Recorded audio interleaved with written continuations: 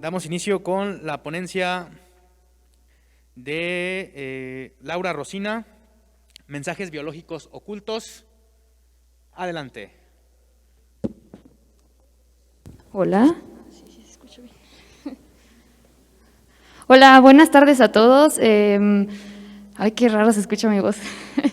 Bueno, simplemente sé que ya estamos como casi a la hora de comer, entonces tenemos hambre todos y queremos escuchar cosas interesantes, ¿no?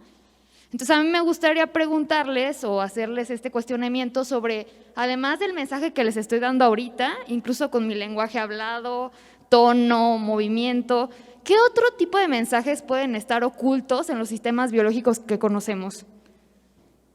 Entonces, bueno, pues el cuidado de la salud específicamente es estudiado desde múltiples perspectivas. Eso quiere decir que si yo voy ahorita y me siento mal, un médico me va a decir una cosa, y el médico tiene esta perspectiva incluso social, clínica, de hacer sentir bien a las personas, ¿no? En general.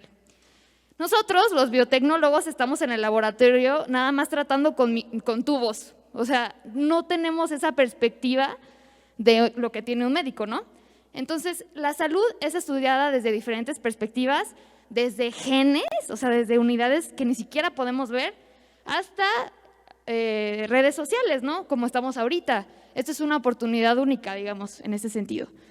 Entonces, este cuidado, este estudio debe ser, debe dirigirse hacia el estudio de la homeostasis. Entonces, los sistemas vivos todos tienen esta homeostasis. La homeostasis es lo que nos hace sentir bien respecto a nuestro entorno. O sea, es este tipo de regulación que existe hacia nosotros mismos en el contexto con el exterior.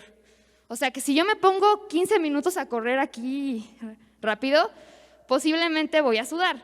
Y eso va a regular mi temperatura en mi piel y me va a poner en contexto con el exterior.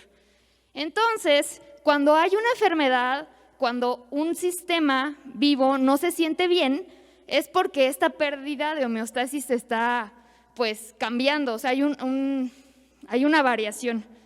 Entonces, tenemos nosotros una variable, que en este caso, por ejemplo, es la temperatura de nuestro cuerpo. Hay receptores en nuestra piel que sienten este cambio y una respuesta pues es el sudor, ¿no? Entonces, respecto a este tema, en la parte de la biología, nosotros estudiamos estamos en distintas áreas. Entonces está el área de la genómica, el área de la transcriptómica, de la proteómica y de la metabolómica.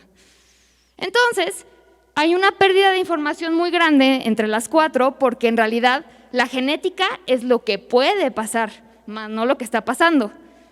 El metabolismo es lo que se acerca más a lo que está pasando porque ya es el fenotipo lo que vemos. Entonces, a mí lo que me gustaría decir en este punto es que tengamos mucho cuidado con las aseveraciones que hacemos porque, por ejemplo, en los años 90 se buscaba mucho que el gen del gordo, que el gen del enojado, que el gen del psicópata, o sea, de verdad era así. Y ahora los investigadores nos vamos dando cuenta que no es así, que hay muchas variables en el entorno que pueden modificar esto. Entonces, yo específicamente estudio la metabolómica, porque la neta yo digo, esto es lo que veo, esto es lo que es, y pues por eso lo estudio. Entonces, la metabolómica es difícil de estudiar porque, pues, es que el tratamiento para hacer esos estudios es muy largo, ya lo hablaban algunos de mis compañeros ponentes, es muy complicado hacer metabolómica, complicadísimo. Entonces, son equipos carísimos, que son de 5 a 20 millones de pesos mexicanos, o sea, imagínense, no cualquiera tiene un equipo así. Entonces, además, todas las muestras que tomamos requieren un largo procesamiento. Entonces, nosotros es como si tomáramos una fotografía del metabolismo en ese momento, pero no significa que estemos tomando la dinámica continua de lo que está sucediendo en el metabolismo. Entonces, ese es otro punto, ¿no? Estamos tomando fotos, pero no estamos midiendo la dinámica. Entonces, nosotros en el laboratorio del Cinvestav, de uno de los del Cinvestav, estamos estudiando esto de manera continua, con un equipo nuevo que se diseñó en el laboratorio, no por mí, por gente que se dedicó más a la parte del hardware, y Este equipo costó tan solo 1.300.000 pesos. Sé que suena mucho, lo sé, pero en cuestión de equipos no es nada, pueden preguntar. Entonces, este equipo mide compuestos volátiles, que son un tipo de metabolismo específico, y los mide a través del tiempo. Entonces, ¿para qué queremos esto? Pues sí, para COVID, porque ya todo es para COVID, ¿no? Entonces, lo que queremos es encontrar biomarcadores en el perfil metabolómico de las personas para encontrar, por ejemplo, me cansé, hablo muy rápido, para encontrar qué biomarcadores son los que están presentes en una enfermedad. Entonces yo agarro un grupo que es de personas control, que no están enfermas, agarro otro grupo que es de personas que están enfermas y comparo esos perfiles metabólicos. Después hago un modelo predictivo de si otra persona, que no sabemos si está enferma o no, viene y tiene un perfil acercado a lo que podría ser que esté enfermo. Imagínense, o sea, eso nos podría ahorrar todo lo que tardamos en muestras y análisis en la parte de biología molecular, ¿no? O sea, ¿cuánto tarda que nos analicen una muestra de COVID? Como 1 o 2 días, ¿no? Más o menos, las más fáciles o así, ¿no? Eso sería en cuestión de minutos, que este tipo de aparatos estén para medir esas cosas. Y específicamente yo no me dedico a eso, yo más bien estoy estudiando lo que pasaría en el perfil metabolómico de las algas cuando están inducidas en estrés.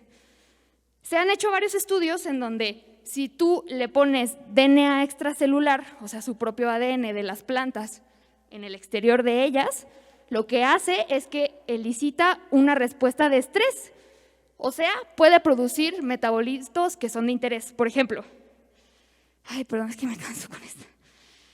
En las microalgas hay muchos compuestos de interés, como lo son los biocombustibles, los pigmentos y todo esto, ¿no?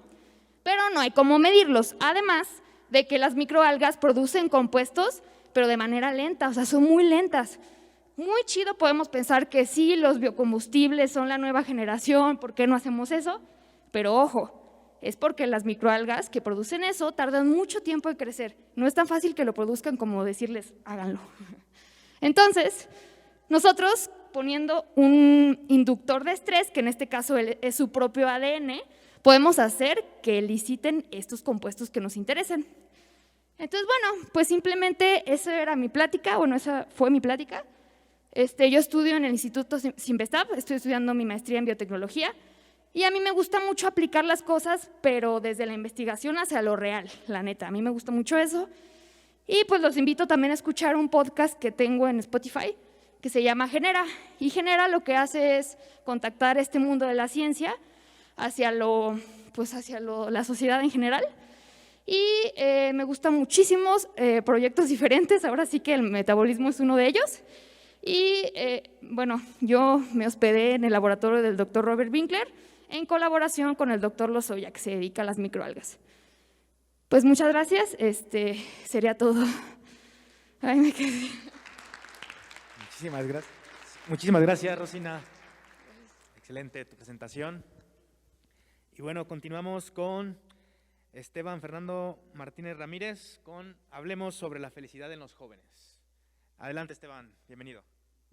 Gracias.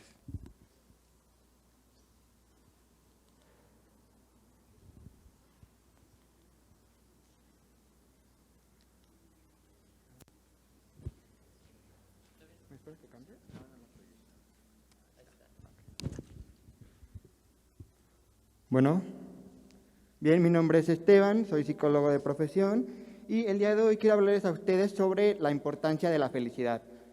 Me gusta siempre iniciar cuando explico estos temas, hacerle la pregunta en general, ¿cómo se siente en el día de hoy? ¿Alguien que pueda responderme cómo se siente el día de hoy?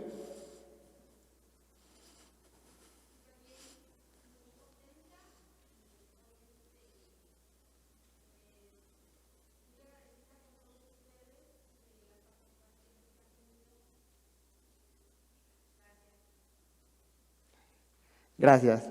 Bien, normalmente cuando hacemos esta pregunta, lo que la gente responde es un simple bien o un simple mal, ¿no? Y nos cuesta indagar sobre nuestros sentimientos, nuestro sentir y explicarle a los demás cómo nos sentimos en este momento. Me centré en la cuestión de los jóvenes porque los jóvenes es la etapa en donde están en la búsqueda de su identidad, la búsqueda de su crecimiento personal y sobre qué es lo que quieren hacer en su futuro. Quiero iniciar con esta frase, que es una frase anónima, que dice: una persona que desea ser feliz debe hacer uso correcto de su libertad. Dentro de esta presentación vamos a utilizar varias palabras, de las cuales la mayoría son totalmente subjetivas. Cuando hablamos de una parte correcta de la libertad, hablamos desde la subjetividad de cada uno de nosotros para poder hacer esa libertad correcta desde nuestro contexto y todo el sistema en el que estamos inmersos. Bien. La pregunta es, ¿se puede alcanzar la verdadera felicidad? Levante la mano, ¿quién de los presentes cree que se puede alcanzar la verdadera felicidad? Okay. Gracias. ¿Por qué pocos creemos, de los presentes, que se puede alcanzar esa parte de la felicidad? ¿Y cuál es la verdadera felicidad?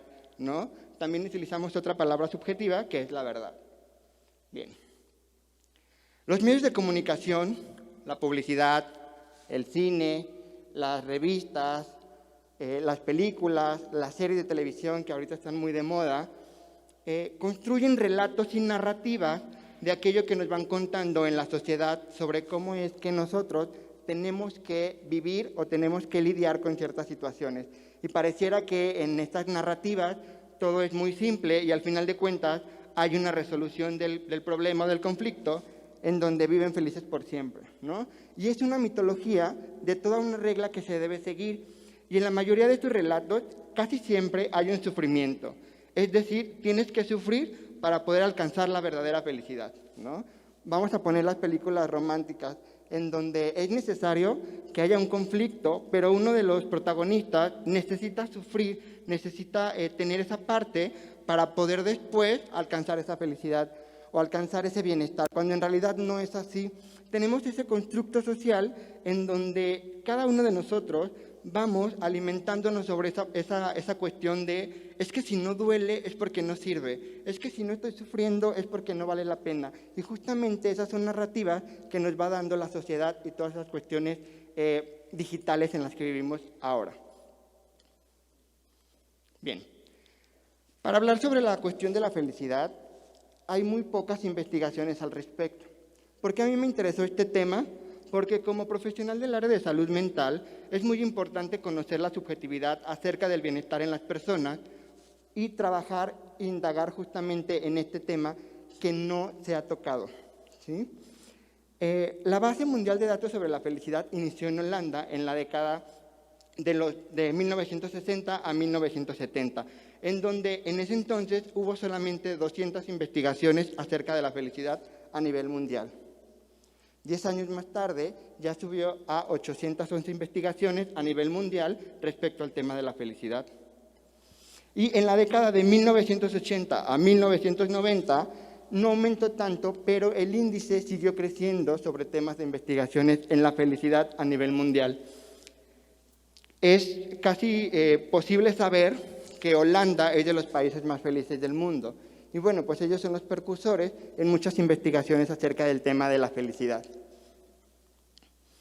A partir del año 2000 en adelante ya se empezaron a crear revistas especializadas en temas relacionados a la felicidad en específico. Ahora normalmente ya podemos encontrar revistas, sitios de internet en donde se hable de manera general sobre el bienestar emocional en las personas. Y pareciera que también está muy de moda hablar de la inteligencia emocional, hablar de las cuestiones de las palabras positivas y todo ese positivismo tóxico que vemos hoy en día, que no me gusta usar la palabra tóxico, porque tóxico es para determinar alguna sustancia o algo que es dañina para el medio ambiente o las personas, pero estamos acostumbrados a utilizar palabras que es como el échale ganas, todo va a estar bien, y vivir de esa positividad, digamos, de esa manera inadecuada. Y bueno, esa fue una de las razones por las cuales indagar en la ciudad de León, Guanajuato, acerca del tema de la felicidad es algo que no se había hecho anteriormente. Como dato adicional, el 20 de marzo es el Día Internacional de la Felicidad. Levante la mano de aquí, ¿quién sabía ese dato? Ok. Solamente 2 de los presentes sabíamos 3 de los presentes sabíamos este dato. ¿Por qué es importante conmemorar este día? Porque este día fue un decreto de la ONU y con otras organizaciones a niveles internacionales para conmemorar la importancia que tiene el bienestar subjetivo en las personas y, bueno, también a partir de la toma de decisiones para que ellos puedan tener mejor calidad de vida. Bien. Para esta investigación vamos a utilizar varios contextos, que es la parte económica, en donde estamos viviendo en un mundo de inmediatez, que queremos todo aquí, ahora y rápido, con los servicios de comida rápida, con los servicios de transporte rápido, con las cuestiones, ya ni siquiera la mayoría de las personas va al psicólogo, ¿no? Prefieren a que le lean las cartas o que les den una respuesta súper inmediata, porque estamos acostumbrados a tener esa respuesta de inmediatez en donde me digan si voy a ser feliz en este momento, si me va a ir bien o no. Y aparte, la cuestión de la riqueza tiene un contexto consumista también, en este sentido. Quien tiene más es más feliz, ¿no? Entonces, la parte económica juega un papel muy importante en la felicidad también. La parte social, como ya lo comentábamos, es la cuestión en donde las narrativas de la televisión, de las revistas, de las novelas, de las series, van representando esta parte en nosotros como medios sociales. Es decir, cómo nos vamos vinculando a través de nuestras redes de apoyo, de nuestras relaciones interpersonales. La parte filosófica es algo también muy importante, puesto que en la antigüedad, en los pensadores griegos, fueron los primeros, justamente va la redundancia, en pensar acerca sobre la racionalidad del hombre. Hay 2 puntos muy importantes donde parte la parte de la felicidad, que es el hedonismo. El hedonismo es el buscar el placer a través de la evitación del dolor. Y el eudonismo es la cuestión de alcanzar la felicidad como el fin supremo, ¿sí? Y bueno, parte de los antecedentes que retomé para la investigación es Aristóteles y Russell. Aristóteles por ser uno de los primeros pensadores griegos y Russell por ser uno de los analistas matemáticos que tiene una gran intervención en la cuestión de la felicidad de manera contemporánea. Aristóteles decía que la felicidad no es conseguir los placeres de la vida como un fin común, sino que conseguir un fin en específico para la felicidad, es decir, tienes que hacer algo para alcanzar la felicidad. La felicidad no va a llegar de manera sola, con los brazos cruzados, sino en ese tienes que hacer algo, es buscar ya sea un trabajo, una aspiración, una motivación o algo para que puedas llegar a esa felicidad. Aristóteles mencionaba que un hombre bueno es aquel hombre que es feliz y virtuoso, es decir, que pone las cosas de una manera racional y que practica los valores en su día a día. De ahí nace la teoría del equilibrio, es decir, bueno, si no podemos alcanzar la felicidad como un máximo fin, pero también tenemos que hacer otras cosas, hay que mantener un equilibrio entre estas situaciones. Y entonces Aristóteles dice, un hombre feliz es aquel hombre que es racional, que es reflexivo, que puede medir las consecuencias de sus actos, puede tomar decisiones y puede elegir entre lo bueno y lo malo dentro de la moral. Dentro de la moral, es decir, dentro de las reglas o las situaciones de la sociedad en donde se encuentra el hombre en este caso. Por la otra contraparte tenemos a Russell, en donde él tiene una investigación importante que se llama La conquista de la felicidad. Si tienen la oportunidad de leer esa obra, léanla. Y él, para explicar la felicidad, divide primero 2 partes. ¿Qué es la infelicidad? ¿Qué es lo que causa la infelicidad? Para poder después explicar cuáles son las causas de la felicidad. Dentro de las causas de la infelicidad que él encontró es la cuestión del fastidio, la envidia, el seguimiento de pecado, la manía persecutora, la competencia o el miedo a la opinión pública. ¿Por qué? Porque él mencionaba que cuando el hombre caía en estas situaciones ya se volvía de una manera dependiente a los demás, perdía su autonomía como tal y solamente entonces estaba no viviendo, sino estando en el ambiente. Dentro de las causas de la felicidad, él lo dividió en 2 partes. La primera es la felicidad por tener salud y alimentos para sobrevivir, como un medio de supervivencia en el ambiente en el que se desarrollaba el ser humano, ¿no?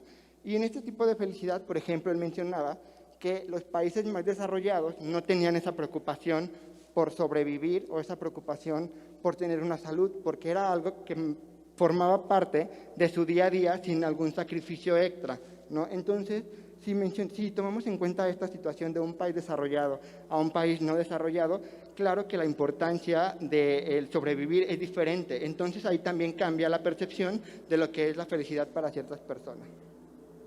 La otra parte de las causas de la felicidad es la necesidad de sentirnos queridos y la necesidad de sentirnos amados o tener esos vínculos con otras personas.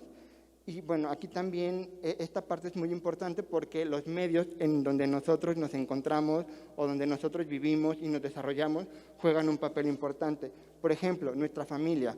La familia tiene un papel muy importante en todas las etapas de la vida, en especial en la primera etapa, en donde vamos creando los primeros vínculos de apego, los vínculos con nuestros padres, nuestras figuras de autoridad, y la cuestión de sentirse en un ambiente seguro, de sentirse en un ambiente aceptado. Entonces, ¿qué pasa con esos niños que no van creciendo en esos ambientes seguros? Pues claro que entonces no tendrán esta parte de la necesidad de pertenencia a un grupo como tal. Bueno, entonces Russell se preguntaba, ¿quién es más feliz? ¿El hombre que tiene más necesidades o el hombre que cubre todas las necesidades que tiene en su ambiente? Y él decía que el hombre feliz es aquel que objetivamente tiene los afectos libres, es aquel hombre que se puede relacionar con otras personas, que es capaz de identificar la felicidad en los demás, que es capaz de compartir, pero también de crear cosas por sí solo y que es capaz de tener esos vínculos, además de poder realizar todo aquello que le gusta. Entonces, para él, lo más importante es el cariño recíproco, esa es la parte de la felicidad en Russell. ¿Alguien de ustedes sabe cuáles son las 2 palabras más buscadas en Internet?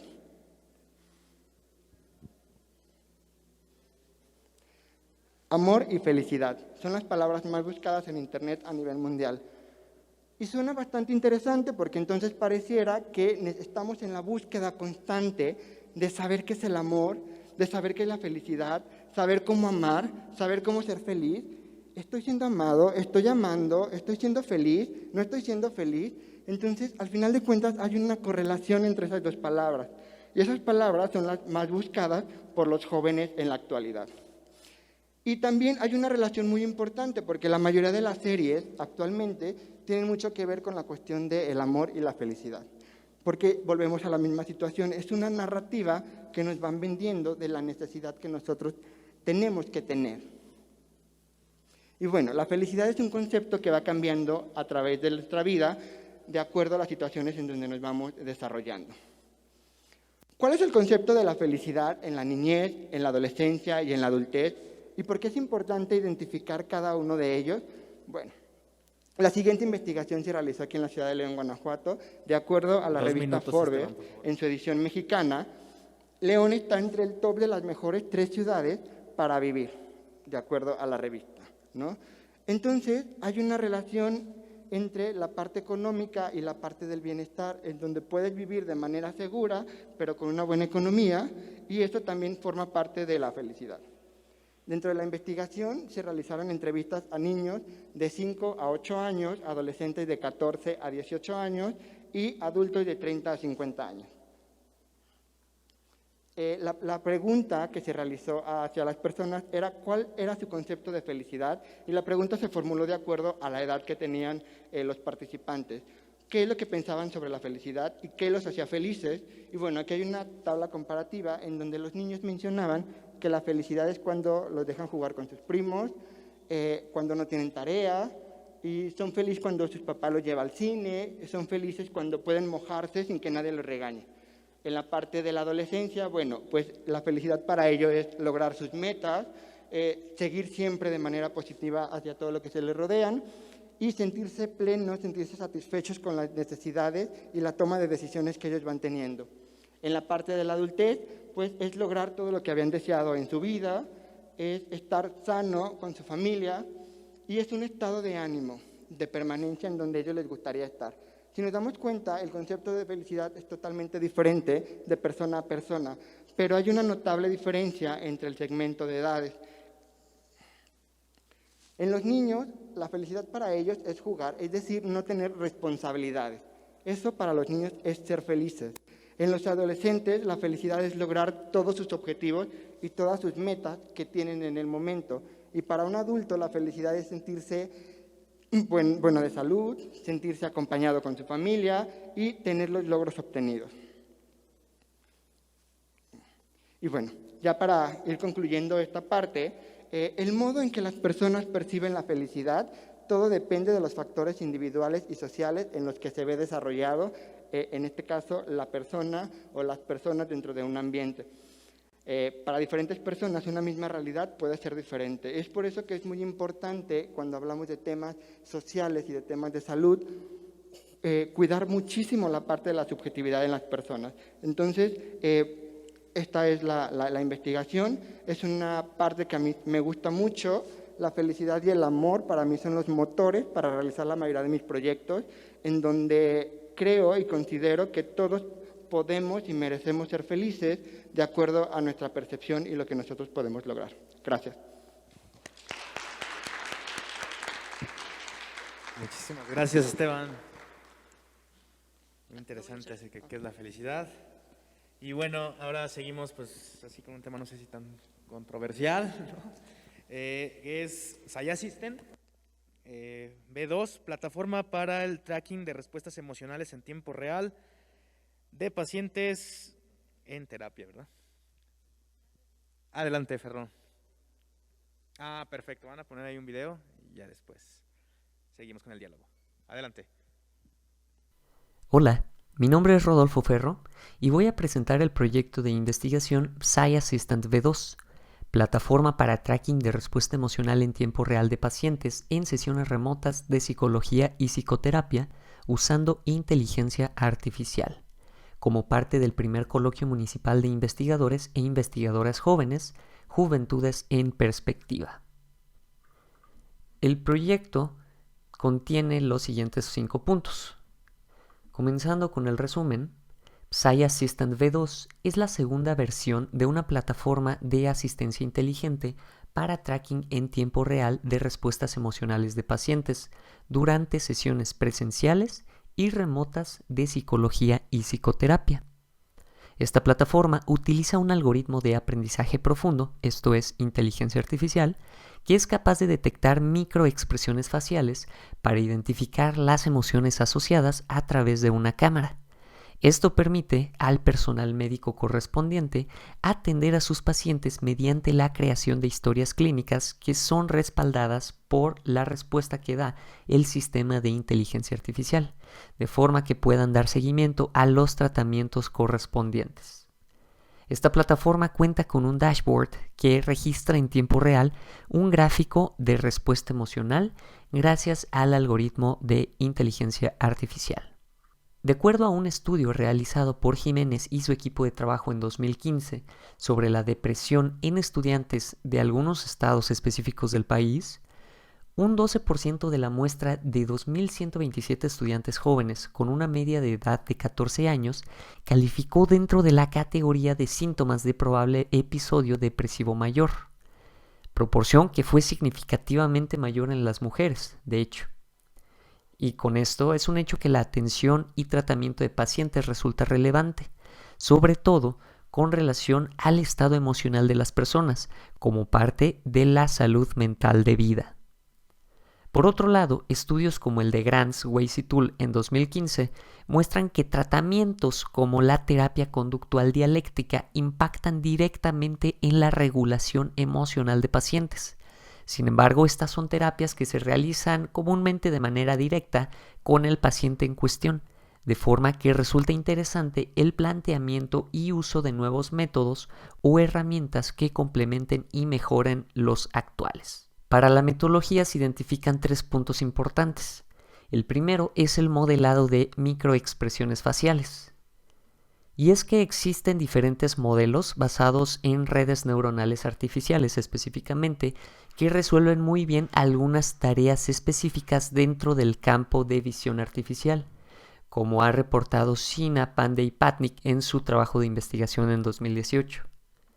En 2019, Jain y su equipo de investigación propusieron un modelo de redes neuronales convolucionales que parte de modelos clásicos que anteriormente ya han mostrado eficiencia al trabajar en imágenes, como LeNet-5, trabajo propuesto por LeCun, Boto, Benjo y Hafner en el 98, pero que a diferencia de este último, en sus capas intermedias, Hain y su equipo utilizan bloques convolucionales compuestos basados en residualidad.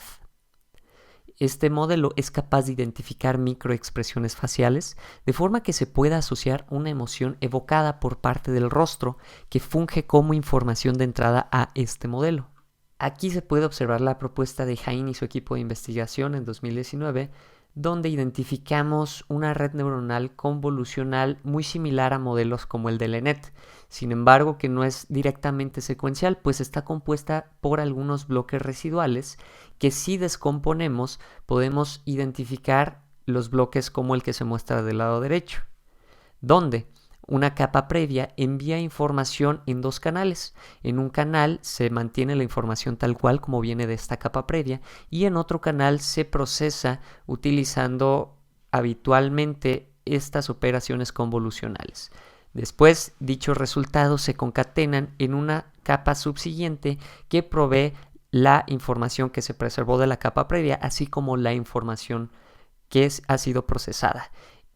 Como segundo punto importante sobre la metodología se identifica los datos utilizados.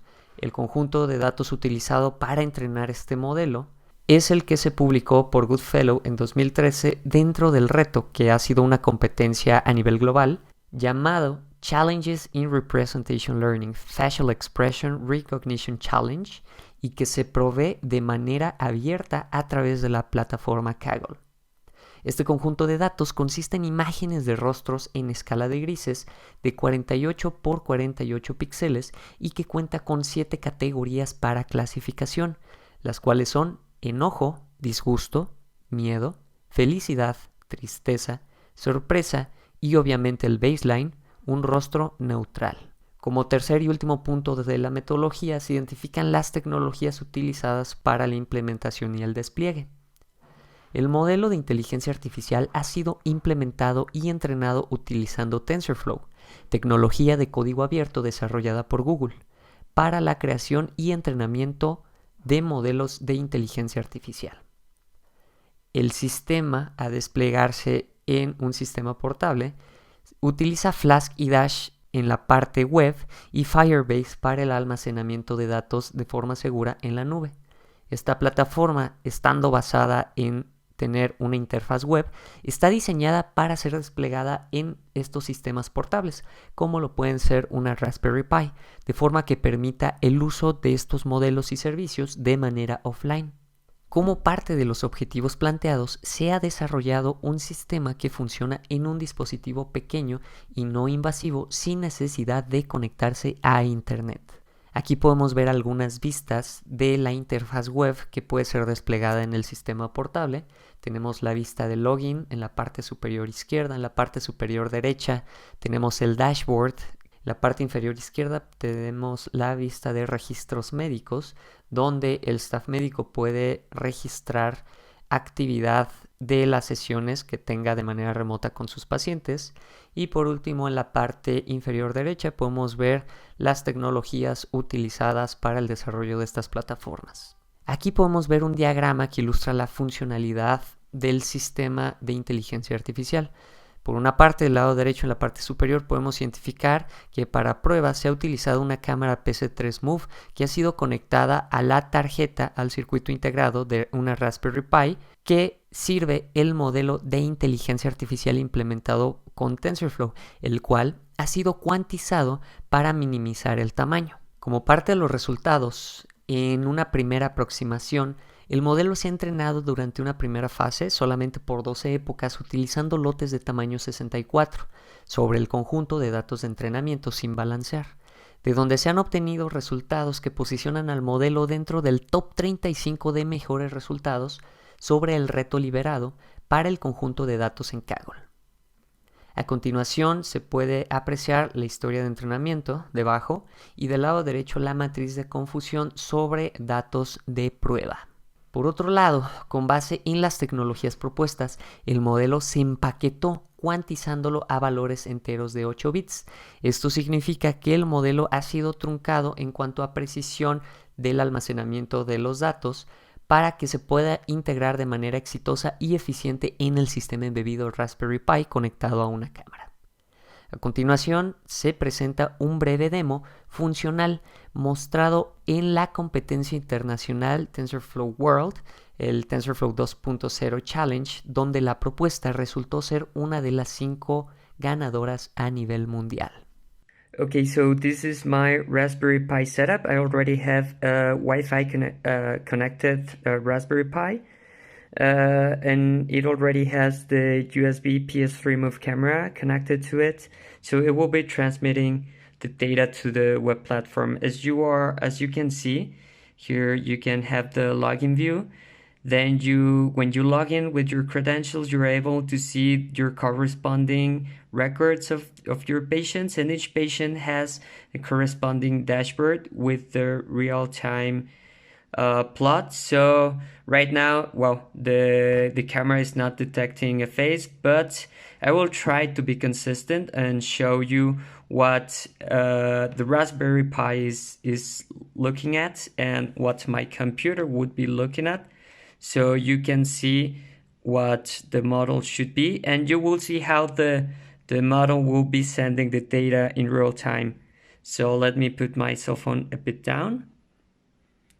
And there it goes. Let me just, okay, there it is. I'll try to make a surprised face. Now a happy face.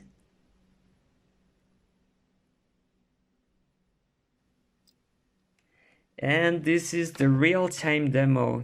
Como conclusión y trabajo futuro, tenemos lo siguiente. Con base en los objetivos planteados para el proyecto, se ha obtenido de manera exitosa la implementación de un sistema no invasivo basado en el uso de modelos de inteligencia artificial para la asociación en tiempo real de emociones a microexpresiones faciales evocadas por pacientes que son detectadas por el modelo.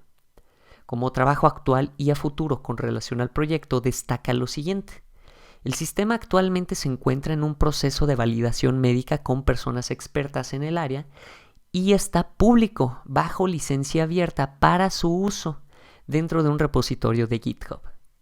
Se ha logrado obtener conjuntos de datos de investigación más diversos y no solo en escala de grises para el entrenamiento de un modelo que pueda tener mejores resultados en la clasificación de emociones por microexpresiones faciales, por lo que el modelo continuará entrenándose para mejorar, considerando muchas más características a utilizar en la metodología, como lo son el balancear los datos, probar con diferentes lotes de entrenamiento y entrenar por muchas más épocas. Finalmente, este proyecto se ha presentado y ha resultado ganador del TF World TensorFlow 2.0 Challenge liberado por Google, siendo uno de los 5 proyectos ganadores a nivel mundial y el único presentado en México.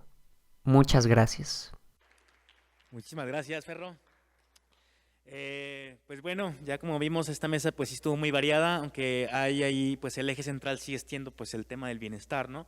Y vemos pues desde las ciencias biológicas, desde la psicología y desde la inteligencia artificial, ¿no?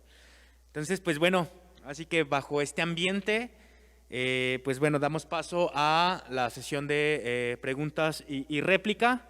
Igual, volviendo a reiterar, si es posible hacer este ejercicio, donde quizá puedan contestar los 3 y así poder seguir un buen diálogo. Muchísimas gracias. Adelante. Acá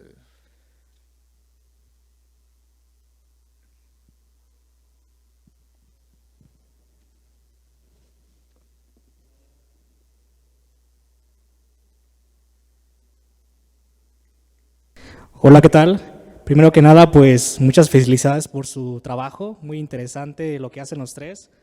El compañero desde la parte psicológica, Rosina de la parte biológica, los estímulos que se dan a nivel biológico, y Rodolfo pues trabajando como siempre en la parte de inteligencia artificial. Y bueno, mi pregunta va enfocada inclusive abarcando las 3 charlas que nos acaban de dar, y es acerca de la posibilidad por ejemplo, yo sé que en los temas de Deep Learning y de inteligencia artificial se habla mucho de precisión y exactitud en cuestión de analizar datos. Y en esta parte me gustaría saber si es posible que en este tipo de tecnologías de inteligencia artificial hay posibilidad de englobar, por ejemplo, sabemos que las expresiones faciales, si bien son parte de un estímulo inclusive biológico, ya sea por secreción de algunas sustancias, en la cuestión de la felicidad, tristeza, etcétera, si es posible englobar también dentro del algoritmo o de las capas que tienen esta parte del Deep Learning, ese tipo de datos, y cómo también es posible particularizar el sistema que estás implementando, Rodolfo, al estudio que está generando Esteban, perdón, sí, Esteban, porque está particularizando mucho la zona de León, las encuestas de cómo es la percepción de la felicidad aquí en León. Entonces, ¿es posible englobar esos datos en tu sistema, tanto alguna respuesta biológica en la producción de algún metabolito, que es lo que hace Rosina, y los estudios que hace individualmente aquí en el municipio de León? Si quieres, bueno, yo creo que sí va con base a las tres, entonces igual vamos pensando, igual si quieres vamos a la siguiente pregunta, en lo que ya van como maquinando. Muchísimas gracias. La siguiente, acá adelante.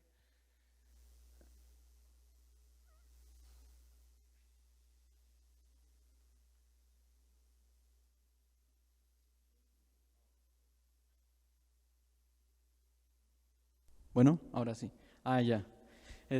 Bueno, pues muchas felicidades, estuvieron muy interesantes cada una de las pláticas y mi pregunta es un poco relacionada a la anterior, pero quiero saber su opinión acerca de lo que habló la segunda plática de la felicidad en los jóvenes. ¿De qué opinan acerca de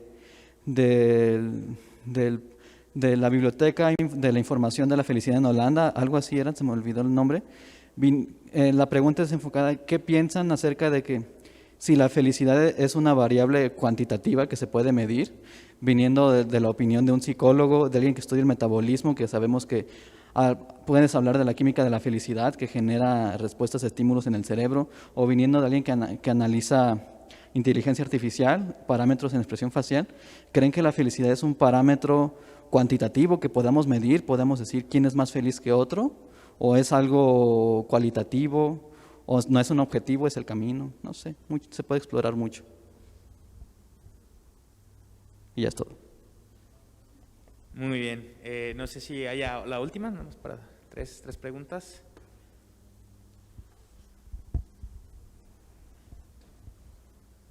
¿No? Si no, pues bueno, vamos a dar paso, bueno, a que nos hagan un poco de su réplica. Bueno, no sé, más bien yo también aquí sí quiero meter mi cuchara, también haciendo como esta pregunta, ¿no? O sea, y creo que va enfocada también en las dos que ya acabaron de hacer o de formular. Y bueno, pues creo que aquí mucho se enfoca, bueno, las preguntas que hicieron se enfocan mucho a lo que dice Ferro, pero pues quisiera saber su opinión de ustedes también acerca de estos mecanismos que también se están implementando, ¿no? Y precisamente desde el conocimiento que se ha generado en sus áreas de conocimiento, ¿no? Entonces, pues adelante. Bueno, voy a tratar de responder las dos preguntas en la misma respuesta. Sí se puede trabajar en conjunto, sin embargo, yo hablaba desde una parte de la subjetividad en la cuestión de no podemos generalizar las emociones como tal. Es importante mencionar que las emociones, a diferencia de los sentimientos, las emociones solamente son rasgos faciales. Las emociones sí se pueden ver, las emociones sí se pueden observar, las emociones sí las podemos expresar hacia alguien, pero no podemos saber cómo se siente con el simple hecho de verlo, porque ahí ya implica un razonamiento y una toma de una emoción y un razonamiento y se convierte en conciencia, que sería el sentimiento como tal. Si hablamos en la cuestión de generalizar las puras expresiones faciales, sí se podría, porque son rasgos muy característicos.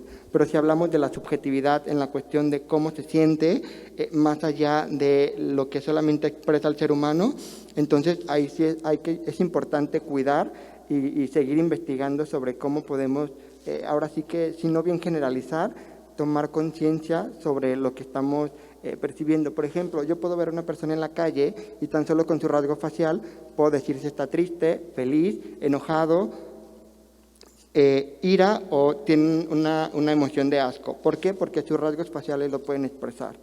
Pero yo no puedo ver a una persona físicamente y decir, esa persona está enamorada, está enamorado, esa persona tiene hambre, esa persona está nostálgica, esa persona está melancólica. No lo podemos observar. Lo único que podemos observar son los rasgos faciales. Entonces, a partir de ahí sí podemos hablar de una generalización en la cuestión de las emociones.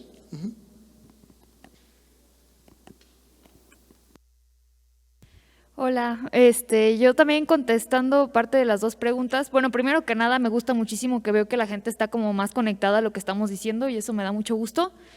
Creo que vivimos mucho en el punto del individualismo. Bueno, es que últimamente también estoy como en esta parte filosófica, pero sí, como que no nos sabremos escuchar otras áreas. A mí me encantó escuchar la parte de nutrición, me encantó escuchar otras cosas.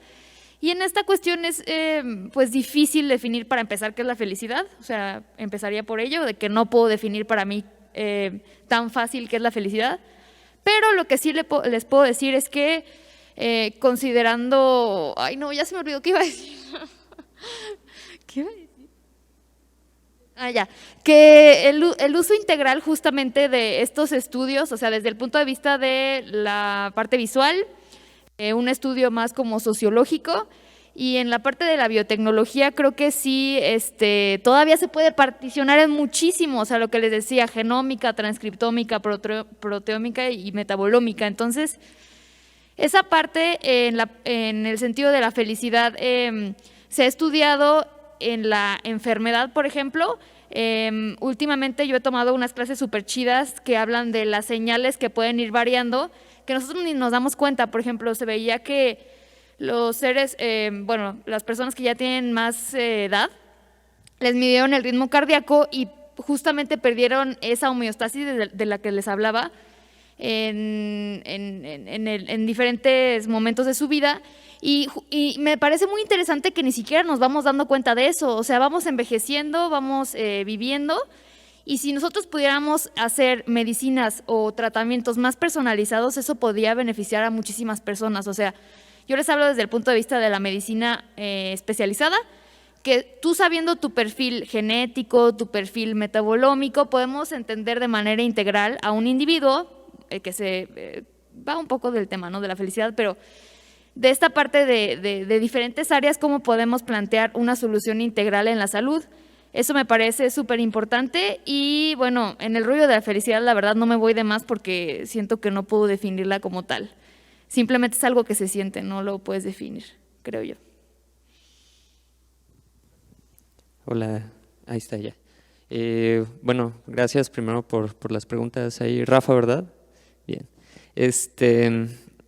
Quiero retomar justo lo que mencionaron, haciendo la aclaración de que esta investigación, trabajo y desarrollo de tecnología ha sido partiendo de investigación que he realizado yo en estos campos.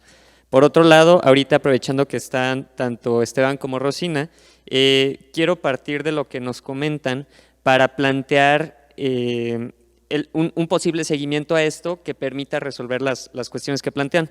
Por una parte, sobre lo que mencionas, Rafa, hay varias cuestiones que son cuantificables, tal vez no en cuanto a decir la persona está súper feliz o súper triste, porque hay muchas cosas que pueden ser subjetivas hasta cierto punto. Sin embargo, de la información que es cuantificable, como menciona Rosina, el cuerpo da ciertas señales y esas señales, mientras sean cuantificables, sí pueden entrar a la parte del modelo que busca asociar una emoción o un estado de las personas. En este sentido, nada más quiero aclarar que la parte de estos modelos se traduce dicho de una manera muy burda, a ecuaciones matemáticas, en un sentido de verdad muy burdo, porque es algo más que eso, donde al final hay parámetros y variables que se pueden ajustar. Entonces, por ejemplo, pensando en el tema de personalización, si tienes un modelo general que es efectivo y que sabes que funciona hacia las personas, se podría obtener mucha más información de las personas mismas como para personalizar un poco más. En este sentido, hay que considerar muchas más cosas, porque si al final estás buscando obtener más información de las personas, puedes cambiar el tipo de sistema que estás implementando a tener sistemas invasivos que registren otro tipo de actividad, como actividad galvánica de la piel, etcétera, etcétera, que muchos wearables utilizan este tipo de bioseñales, y allí cambia un poco el proyecto. Entonces también hay que tener como presente hacia dónde va y un poco el enfoque. En este caso también está muy planteado a terapias remotas o presenciales. Entonces, siendo remoto, sería muy difícil estar censando a personas si no estás allí, ¿no? Entonces, por eso está pensado también en que sea un método no invasivo. Por otra parte, respondiendo a la segunda pregunta, yo creo que está interesante, y aquí entra mucho lo que comenta Fer, lo que nos comenta justamente Esteban, con relación a los planteamientos y a cosas que sí se podría observar en una persona, más cosas que no se pueden entender. Al final, como el conjuntar conocimiento de otras áreas es al final lo que te permite resolver. Sí se puede hacer, ambas, la respuesta es como sí a las dos preguntas en esencia, pero no quiero decir como un sí directamente, sino que hay varias implicaciones. Tanto la parte de considerar tal vez más bioseñales, como la parte de considerar las interpretaciones sobre los datos que se obtienen a un nivel psicológico, a respuesta ante tratamientos psiquiátricos. Pero sí, en esencia sí se podría. Y parte de esto es el tema de la validación que ahorita se está trabajando con staff médico que pues son personas expertas en este tema, ¿no? Oye, Ferro, antes de que termines, ¿con cuántos datos entrenaste al modelo y cuántos utilizaste para evaluarlo? El modelo, a ver, déjame acuerdo cuántas imágenes tiene. No me acuerdo si tenía alrededor de 10,000 imágenes, si no es que más. Al final es una base de datos que está abierta, que se descargó de Google, pero lo que hice fue aplicar técnicas de aumento de datos, lo que significa que puedes variar como tus datos de entrada espejeando, rotando un poco para dar más varianza sobre los datos que tienes a la hora de entrenar el modelo. Entonces, al menos 10,000 datos para entrenamiento, sí estoy seguro, y de prueba se utilizó el 80% del total.